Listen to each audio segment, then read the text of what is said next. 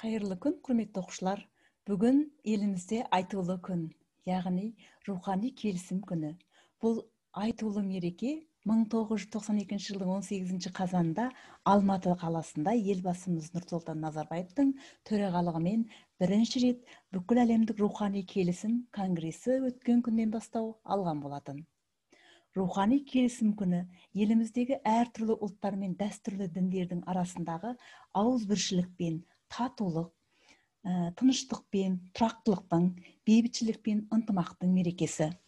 Еліміз бүгінгі күннің биігіне осындай берекелі бірліктің арқасында жетті. Өйткені кез келген мемлекеттің әлеуметтік, экономикалық дамуы сол елдегі халықтардың өзара татулығының арқасында екенін баршамызға белгілі. Әлемде болып жатқан түрлі қақтығыстар мен жанжалдарды тоқтатуға үндеп, елімізде ғана емес, дүние жүзіне тыныштық пен бейбітшілік орнатуға үлес қосуды мақсат тұтқан мемлекетіміздің мұраты асыл, мақсаты айқын еді.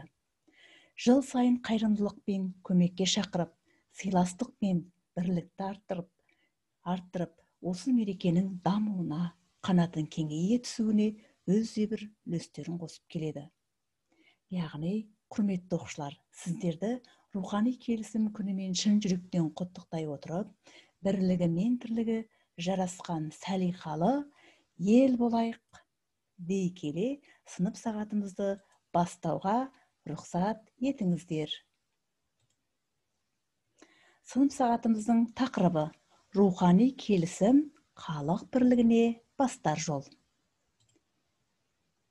Мақсат рухани адамгершілік құндылықтары мен білім жүйесін дамытып қалыптастыру.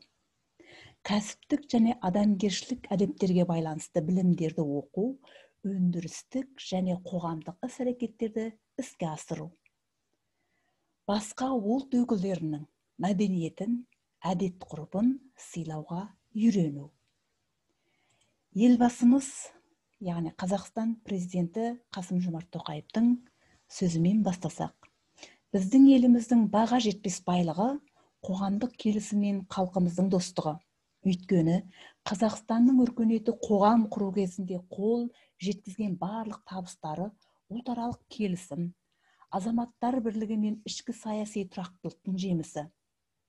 Мен біздің елде тұрып жатқан 130 ұлт пен ұлыстық өкілдеріне және 45 діни конфессиялық бірлестіктерге өткен жылдар ішінде кезіккен қиындықтарды еңсеру кезінде қосқан үлестері мен төзімділігі үшін алғыс айтамын деген Қасым-Жомарт Тоқаев. Яғни балалар, бірлігі бар елдің тірлігі бар деген сөз. Бірлік болмай, тірлік болмас. Және 2002 жылдың қараша айында президент Назарбаев Қазақстан Халқы Ассамблеясының сессиясындағы сөзінде барлық конфессияларды Еуразиялық дінаралық бейбітшілік пен келісім партиясын қабылдауға шақырды. Бұл да бір ауыздылықтың бір жемісі еді.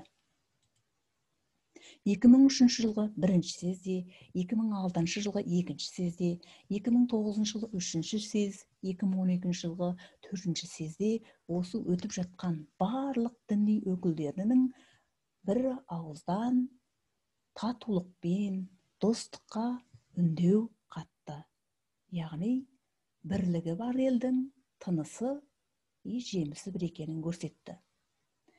Құрметті оқушылар, сіздерге рухани келісім күніне негізгі бастама ретінде бастай келіп, келесі екінші бөлімнің практикалық бөліміне, яғни постер жұмысымызды қайтеміз, қорғайық.